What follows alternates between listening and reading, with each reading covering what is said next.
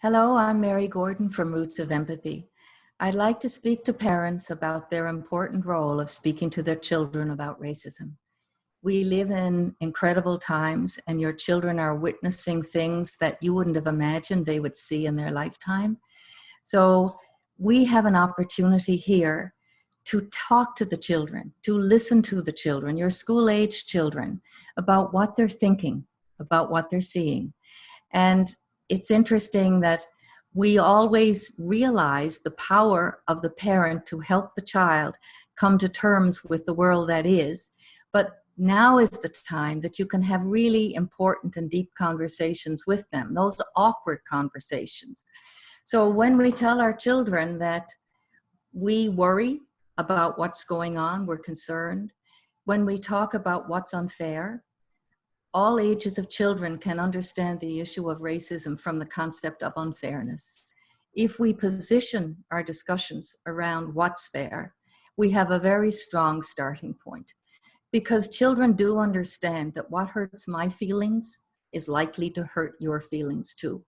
This is the whole premise of empathy, that if children are able to understand how the other person feels and to feel with them, that we have affective empathy, which is very powerful. And on the other hand, if you help them with perspective taking, understanding what might the other person's position be, that's the cognitive part or the thinking part of empathy. You put those two things together, you've got a child who's on the road to moral courage. Because moral courage, which is what the marchers have, moral courage requires empathy.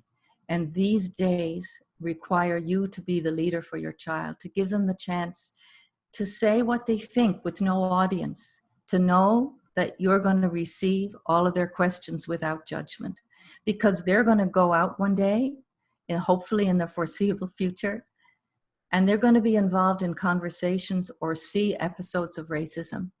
And if they haven't had a chance to talk to you about this before they're exposed and on their own, they might say things that they would regret. They might do nothing, which they'll definitely regret. But if you talk about standing up and speaking up in circumstances that are at home and safe, they have the experience of knowing that you would support their standing up against injustice, that you would be happy and proud of them if they spoke up when there was cruelty, the cruelty of racism. Children understand from a bullying position what racism is all about. They might not know the word, but if you can help them develop the capacity to understand the injustice of racism and to find their voice to speak up and say something or do something, not to be complicit by being a bystander, you have done not just your child a favor by helping make them the kind of person you'd like to be, but you've done the world a favor, because we need this generation of children to stand up against racism. That is the only way that things will change.